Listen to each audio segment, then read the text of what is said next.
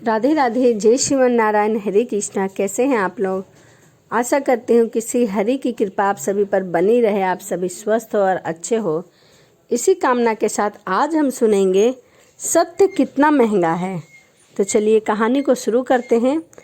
एक महर्षि थे जो वन में वर्षों से घोर तपस्या कर रहे थे। जंगली जानवर आसपास मंडराते रहते थे, पर महर्षि को कोई भी खबर नहीं थी। वह अपने तप में मग्न रहते थे। आंधी तूफान आए पर महर्षि पूरी तरह बेखबर रहा करते थे। कोई भी आए कोई भी जाए, परंतु उन्हें कोई भी फर्क नहीं पड़ता था।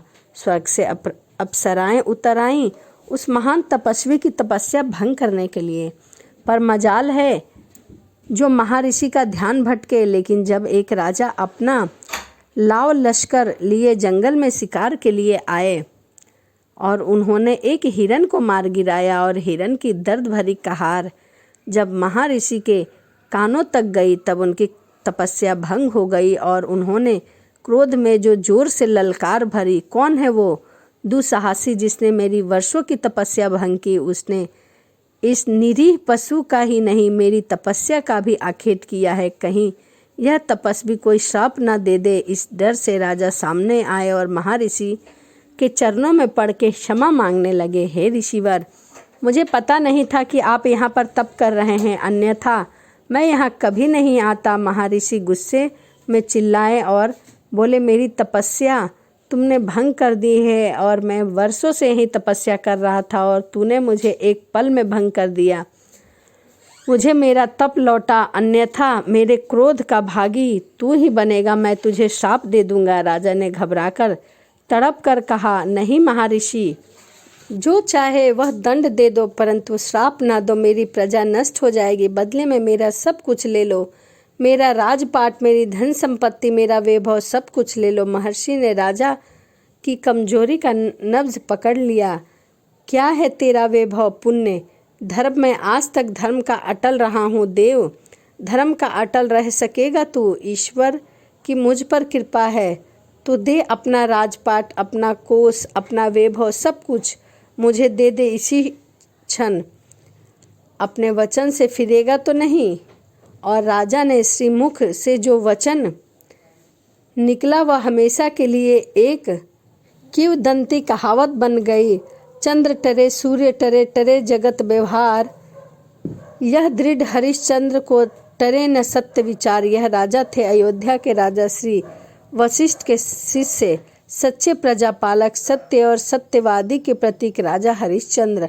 और यह तपस्वी साधु थे महर्षि विश्वामित्र। और इसके बाद शुरू होता है सत्य की अपनी टेक पर टिके रहने और इसके बदले चुकाने की कीमत। राजा हरिश्चंद्र ने अपना सारा राज्य महर्षि विश्वामित्र को सौंपकर अपनी पत्नी और बेटे के साथ वन को प्रस्थान किया।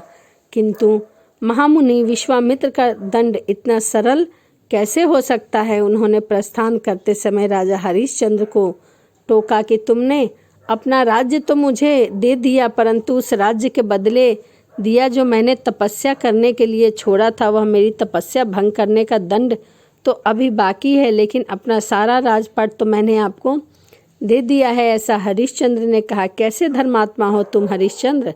तुम्हारी संपत्ति मेरे पास है, दान तो दे दिया, पर दक्षिणा कौन देगा? भूल गए हो तुम कि तुम्हारा पुरुषार्थ तो तुम्हारे पास ही है, आपको और क्या चाहिए भगवान? ऐसा हरिश्चंद्र ने कहा। तभी विश्वामित्र ने कहा, 1000 स्वर्ण मुद्राएं, मैं आपको 1 सहस्त्र स्वर्ण मुद्राएं देने का वचन देता हूँ, किंतु मुझे उसके लिए कुछ समय दीजिए महाराज।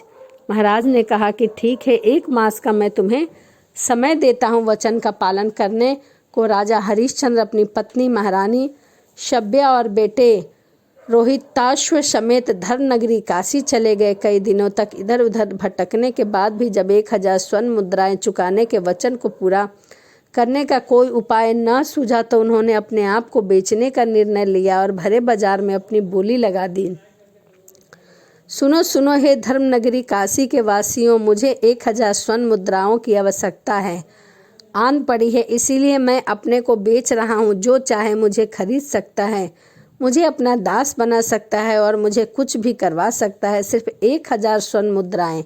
किंतु किसी ने भी खरीदने में दिलचस्पी नहीं दिखाई, क्योंकि 1000 स्वर्ण मुद्राओं में तो 100 दास आ जाते हैं। पत्नी ने देखा कि पति के भाव नहीं मिल रहे हैं तो अपना पतिव्रत धर्म निभाते हुए वह खुद अपनी बोली लगाने को आ गई। सुंदर और जवान दासी के लिए 500 मुद्राएं एक धनवान व्यापारी ने दिए और राजा हरिश्चंद्र की पत्नी को खरीद लिया।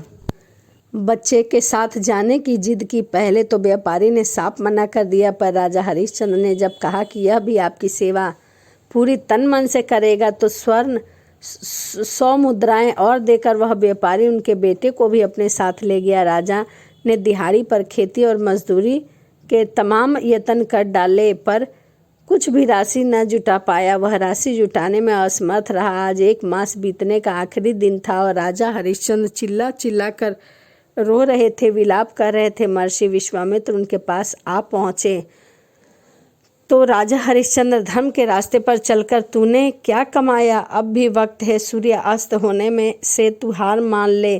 तुझे तेरा राज्य, तेरी सेना, तेरा वैभव सब कुछ लौटा दूंगा। एक बार फिर राजा हरिश्चंद्र ने हुंकार भरी। चंद्र टरे, सूर्य टरे, टरे जगत व्यवहार, पै दृढ़ हरिश्चंद्र को टरे न सत्य विचार। सूर्यास्त होने को हरिश्चंद्र, अभी सूर्यास्त हुआ नहीं है। महाराज विश्वामित्र, मुझे जहाँ धर्म है विजय वहीं होगी। एक बार फिर राजा हरिश्चंद्र महानगर काशी के बाजार में अपनी बोली लगवाते हैं। सिर्फ 400 स्वर्ण मुद्राएं, सिर्फ 400 स्वर्ण मुद्राएं, और मैं आपका दास आपके हर कहे के अनुसार पालन करूंगा। सिर्फ 400 स्वर्ण मुद्राएं। मेरा मूल्य बोली सुनकर खरीदने वाले लोग अपने हिसाब से कीमत दे रहे थे। 100 मुद्रा दूंगा, एक अन्य बोला 150 मुद्रा दूंगा, कोई बोला 200 मुद्रा दूंगा, पर इससे अधिक कोई नहीं दिया। राजा हरिश्चंद्र बहुत परेशान थे, किंतु तभी भीड़ में से एक आवाज़ आई, 400 मुद्राएं। राजा हरिश्चंद्र का चेहरा चमक उठा। भीड़ में से एक व्यक्ति निकल कर आया और राजा हरिश्चंद्र से बोला, मैं आपको 400 मुद्राएं देने के लिए तैयार हूँ, किंतु इससे पहले कि मैं बता दूं कि मैं जाति का डोम सरदार हूँ, मुर्दा जलाता हूँ और शमशान घाट पर अपनी जीविका चलाता हूँ। क्या 100 स्वर्ण मुद्राएं के बदले मेरा दास बनना स्वीकार करोगे? राजा हरिश्चंद्र ने हाथ जोड़कर भावुक होकर विनम्रता से बोले, हाँ, मुझे आपका दास बनना स्वीकार है। और कुछ समय महर्षि विश्वामित्र का ऋण तो चुका दिया, पर अब वह शमशान भूमि से मुर्दों को जलाने वाले एक डोम बन चुके थे। रोजाना चिताएं जलाते और उनमें से निकलने वाले धुएं से उनकी आंखों से आंसू सूख चुके थे। ऐसे में एक दिन वह शमशान पर बैठे थे। उन्हें एक महिला के रोने की आवाज़ सुनाई दी। उन्होंने देखा कि दूर से एक महिला रोती हुई अपनी गोद में अपने मरे हुए पुत्रों को लेकर आ रही है। जब वह महिला नज़दीक पहुंची तो राजा हरिश्चंद्र ने देखा कि वह महिला कोई और नहीं बल्कि उसी की पत्नी महारानी शब्या है और उनकी गोद में वह मृत बालक उन्हीं का पुत्र है। अपने पति को इस रूप में देखकर रानी ने रोते रोते क्रोध में ताना मारा, लीजिए महाराज, यह है आपके धर्म का मूल्य। मैंने अपना ऐश्वर्य खोया, पति खोया, पुत्र खोया और 2 दुहाई धर्म की। जहाँ धर्म है वहाँ विजय नहीं है।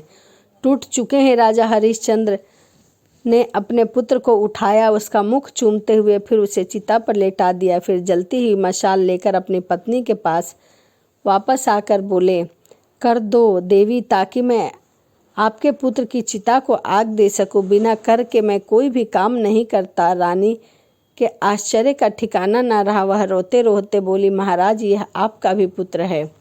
देवी, मैं डोम सरदार का दास हूँ, शमशान कर लिए बिना किसी भी चिता को आग नहीं दे सकता। यही मेरे स्वामी की आज्ञा है। पत्नी रोते रोते विलाप करती रही। अयोध्या के राजा हरिश्चंद्र के पुत्र के पास आज कफन तक नहीं थे, फिर भी आप मुझसे मांग रहे हैं, धर्म का निर्वाह कर रहे हैं। आप महाराज, जिस धर्म के लिए मैंने अपना राज्य छोड़ दिया, जिस धर्म के लिए मैंने अपनी पत्नी को बेचा, जिस धर्म के लिए मैंने अपने पुत्र को बेचा, जिस धर्म के लिए मैंने स्वयं अपने आप को बेचा, जिस धर्म को आज कैसे छोड़ दूं? मैं स्वामी और सेवक के धर्म से बंधा हूँ। देवी, कर लिए बिना मैं आपके पुत्र की चिता तो आज नहीं दे पाऊंगा। तो सम्राट हरिश्चंद्र, आप ही बताइए, क्या बेचकर लाऊं?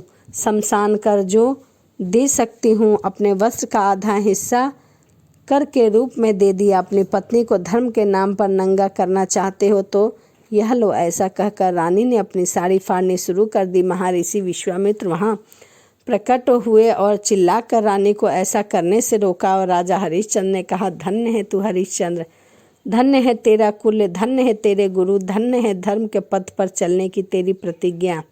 आज तू जीत गया और मैं हार गया हूँ। आज मैं विश्वामित्र अपने तप का सारा बल, सारा पुण्य तुझे प्रदान करता हूँ। ऐसा कहकर महर्षि विश्वामित्र चिता पर मृत पड़े।